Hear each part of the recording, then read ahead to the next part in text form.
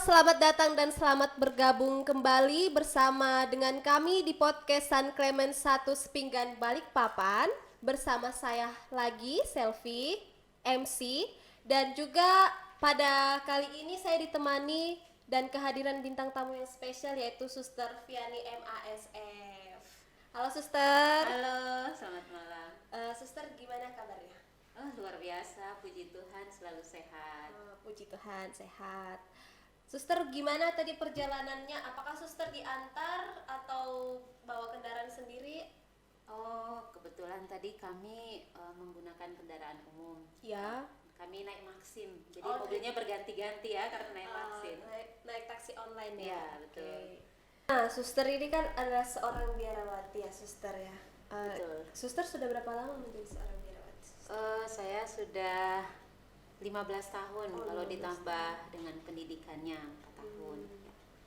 Oke, nah suster, kali ini beberapa pertanyaannya ini terkait juga dengan pendidikannya suster ya, tentang berdoa. Tapi ini kita lebih berbicara untuk anak-anak dalam keluarga. Nah, doa itu sendiri kan adalah kita berbicara atau berdialog dengan Tuhan, gitu ya suster ya. Nah, selain berbicara kepada Tuhan, apakah ada pernyataan atau tambahan lain dari suster? Ya, jadi terima kasih.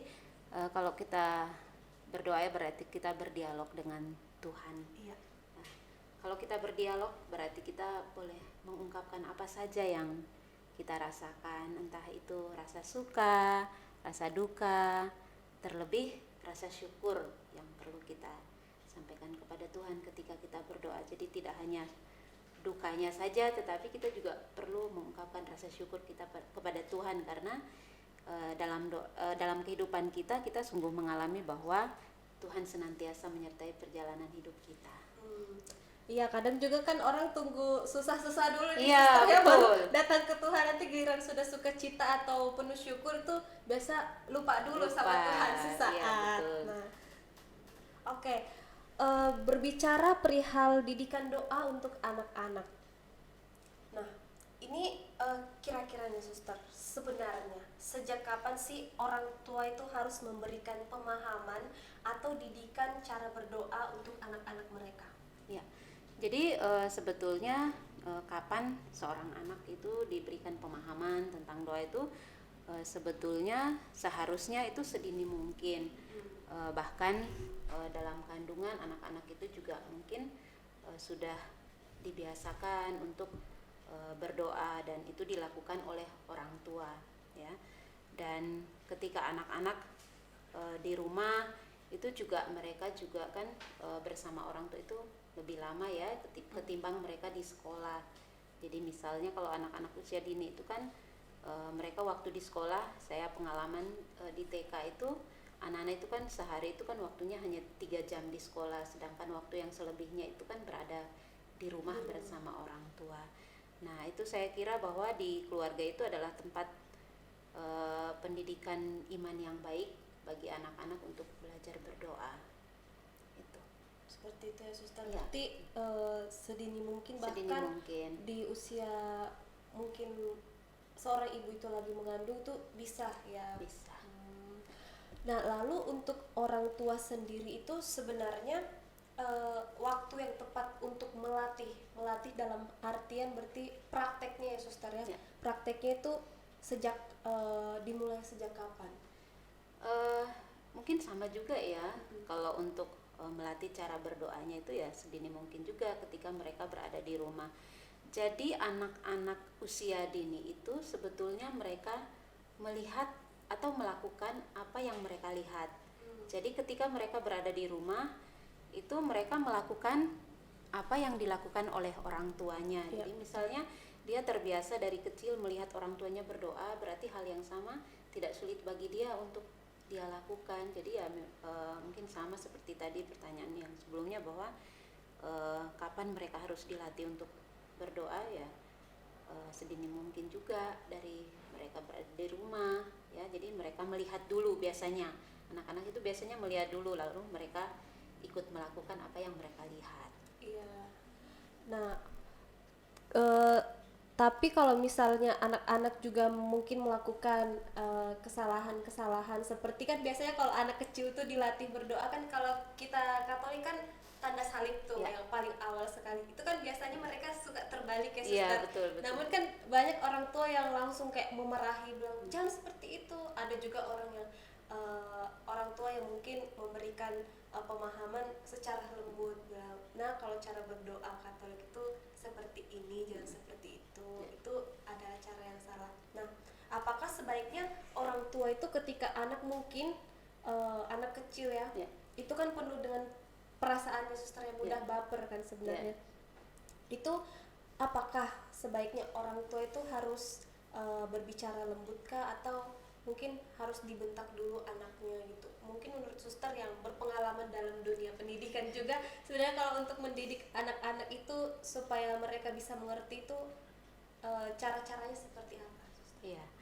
Jadi tidak perlu dimarahi ya kalau anak kecil. Jadi cukup berulang-ulang dilakukan, dengan sendirinya lama-lama mereka akan menangkap, atau dengan sendirinya akan tahu yang benar seperti apa. Jadi ya kalau anak-anak ya tidak usah dimarahin atau tidak usah dibentak-bentak gitu ya.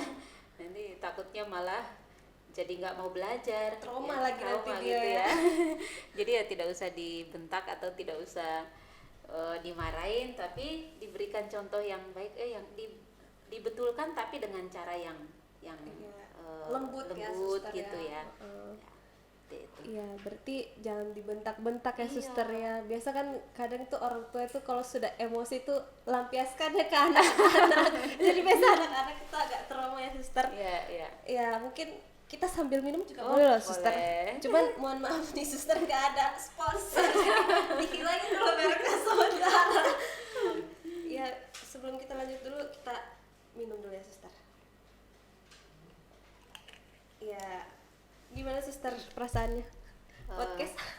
Podcast malam ini menyenangkan karena ya tentang anak usia dini, karena sehari-hari saya memang berhadapan dengan anak-anak.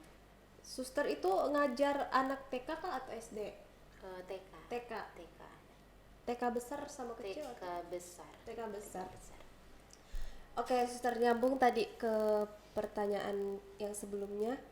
Apakah anak-anak itu, khususnya anak-anak yang bersekolah di yayasan Katolik itu cukup sampai di situ saja didikan atau ajaran mereka khususnya dalam berdoa, ataukah perlu pendampingan lanjutan lagi dari orang tua? Ya. Jadi kembali lagi bahwa pendidikan yang pertama dan utama itu khususnya iman anak ya, perkembangan iman anak itu sebetulnya dari keluarga. Ya, menanamkan doa-doa, karena kalau anak berada di sekolah itu kan waktunya lebih singkat atau lebih pendek ya, ketimbang ketika berada bersama orang tua di rumah. Jadi anak-anak itu, apalagi yang TK ya, itu hanya 3 jam setiap harinya berada di sekolah, sedangkan waktu selebihnya dia berada bersama keluarga di rumah ya. Jadi ya saya rasa bahwa tidak cukup kalau hanya orang tua merasa bahwa cukup menyekolahkan anaknya di sekolah Katolik, maka itu akan membuat anaknya menjadi lebih pintar berdoanya atau lebih tahu cara-cara berdoa, tetapi seharusnya itu dikembalikan lagi ke keluarga. Berarti sebenarnya masih kurang ya suster. Iya, kan? masih kurang. Apalagi seharusnya orang tua juga itu memberikan contoh ya, selain rajin ke gereja juga aktif di lingkungan. Iya, betul, kegiatan lingkungan kan banyak tuh doa setiap bulannya, doa rosario, atau iya pendalaman iman, seperti itu ya suster ya. Betul. Nah oke. Nah itu untuk anak-anak. Nah mungkin suster punya pesan untuk atau kepada para orang tua nih, mendidik anak, terutama anak-anak yang usia dini itu, pesan untuk orang tua. Iya. Mungkin ajakan ya. Iya. Ajakan untuk Bapak Ibu yang berada di rumah, yang memiliki anak mungkin yang saat ini masih usia dini atau ya yang sudah mulai sekolah SD dan seterusnya. Apalagi anak-anak usia dini itu adalah peniru yang ulung, maka saya menyarankan untuk Bapak Ibu, mari memberikan contoh yang baik, khususnya dalam hal berdoa, ya. Tidak usah yang terlalu berpikir terlalu berat mungkin melakukan doa, tapi yang sederhana saja, misalnya sebelum dan sesudah makan, sebelum tidur. Jadi itu dilakukan bersama keluarga sehingga anak-anak itu terbiasa untuk berdoa. Gitu. Oke, mungkin itu ya suster, ajakan untuk orang tua bagaimana mendidik anak-anak dan dimulai dari kapan dan bagaimana caranya. Oke suster, biasanya nih sebelum kita closing, kan pertanyaannya sudah selesai nih suster.